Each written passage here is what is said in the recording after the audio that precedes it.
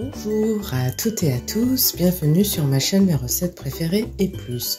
Aujourd'hui je viens vous présenter un accompagnement, donc c'est un gratin de légumes, le gratin de carottes, courgettes et pommes de terre.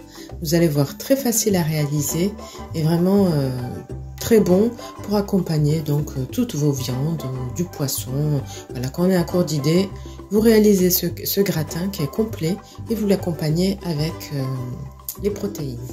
Alors, vous aurez besoin de environ 7 carottes, 2 courgettes, 2 pommes de terre, un oignon, donc les miens sont tout petits, j'en ai pris 2 petits, donc un oignon, une gousse d'ail, un cube de légumes, de l'huile d'olive, du sel, du poivre, du thym, une cuillère à café de moutarde, une cuillère à café d'herbe de Provence, une brique de crème liquide, alors allégée ou entière comme vous voulez, et un petit sachet de fromage râpé, donc le mien il fait 70 grammes. Alors dans un premier temps on va éplucher carottes, courgettes, pommes de terre, oignons, ail, et on va couper tous les légumes, y compris les pommes de terre, en petits cubes, donc le plus petit possible. Donc je réalise cela et je reviens vers vous.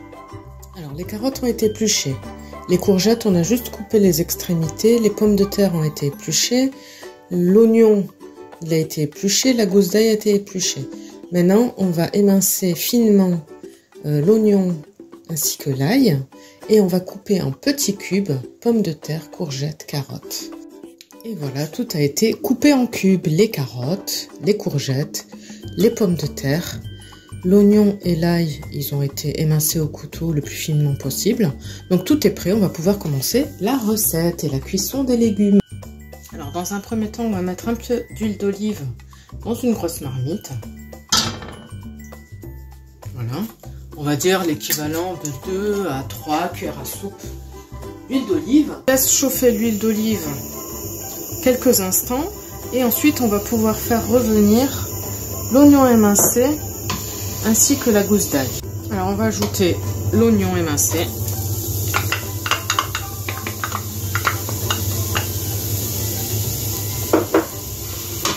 ainsi que la gousse d'ail. On fait revenir quelques instants.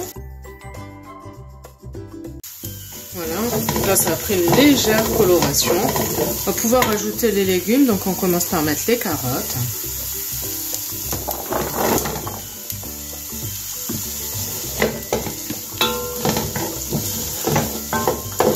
Les pommes de terre,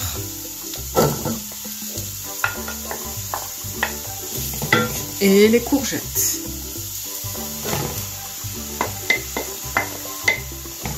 Prévoyez une marmite assez grande pour pouvoir être à l'aise pour cuire les légumes et pour pouvoir bien les mélanger.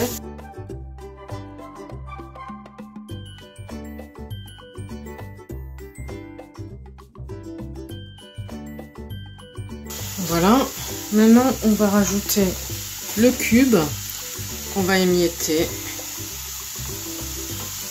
un petit fond d'eau,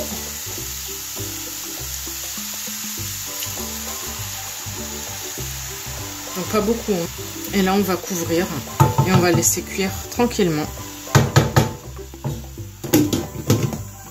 Et après de temps en temps on va venir pour mélanger et on va laisser cuire tranquillement. On va laisser cuire entre 15 et 20 minutes à couvert.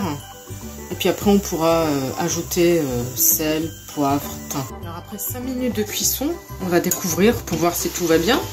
On va mélanger aussi. Tout va bien, ça n'a pas accroché. On recouvre et on poursuit la cuisson. Donc là, ça fait 10 minutes que ça cuit. On découvre. On regarde que ça n'accroche pas, tout va bien. On mélange. Donc là, on va pouvoir saler, poivrer, mettre un petit peu de thym.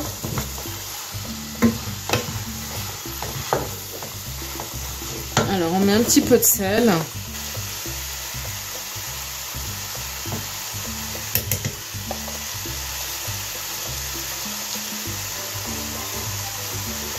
On met du poivre.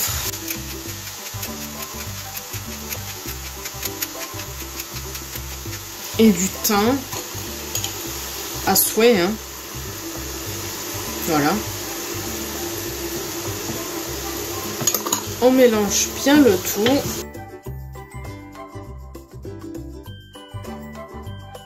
Et on poursuit la cuisson en couvrant. Là, on va laisser cuire encore 10 minutes. Et 10 minutes plus tard, je reviens vers vous. Alors, au bout de 15 minutes de cuisson, on vient vérifier que tout va bien. On vient mélanger. Donc, ça n'a pas accroché. Tout va bien. On mélange tout.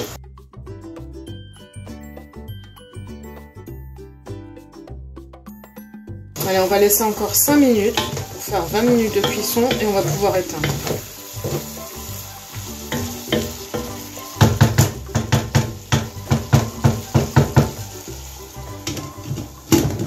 Donc on recouvre et on poursuit la cuisson pendant 5 minutes.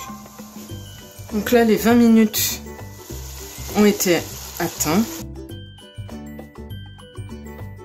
On vérifie la cuisson des légumes, surtout des carottes et des pommes de terre, à l'aide de la pointe d'un couteau. Les courgettes, c'est sûr, hein, c'est bon. Alors les carottes, c'est encore juste. Les pommes de terre aussi. Donc on va laisser encore un petit peu. Pas longtemps, hein. On va laisser cuire encore un peu à couvert. Et ça sera bon pour pouvoir éteindre. Encore quelques minutes.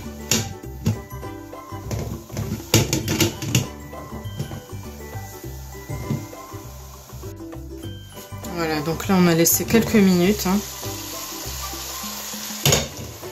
3 minutes. En fait, c'est pour ça qu'il est important de couper les carottes et les pommes de terre le plus petit possible pour accélérer, on va dire, la cuisson.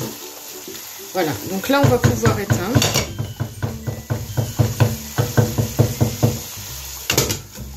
Donc je recouvre, j'éteins et je laisse couvert comme ça quelques instants, le temps que ça refroidisse. Alors dans un petit bol, on va verser la crème. Moi j'ai pris de la crème allégée. Comme je vous le disais, vous pouvez prendre de la crème entière, si vous préférez, ou si c'est ce que vous avez. Voilà, donc on verse l'intégralité dans le récipient. On ajoute ensuite 1 à 2 cuillères à café de moutarde. Alors moi j'ai pris 1 cuillère à café, hein, bien remplie. Bon, la mienne elle n'est pas très forte, donc c'est en fonction aussi de vos goûts. Hein. On mélange et on va rajouter 1 cuillère à café d'herbe de Provence.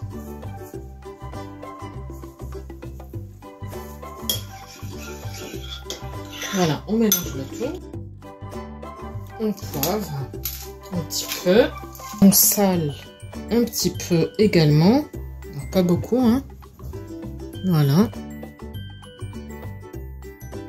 Et voilà, notre crème est prête.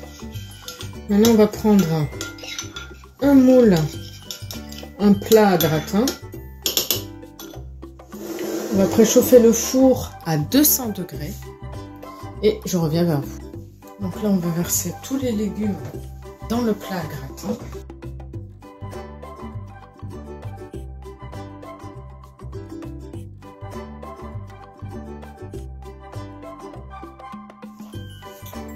On verse la crème par-dessus.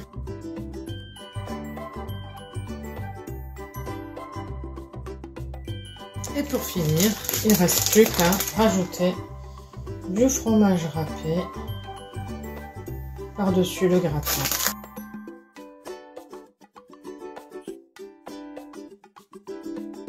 Donc là, on va enfourner 15 à 20 minutes à 200 degrés chaleur tournante. Et je reviens vers vous. L'objectif, c'est que ce soit bien doré le dessus.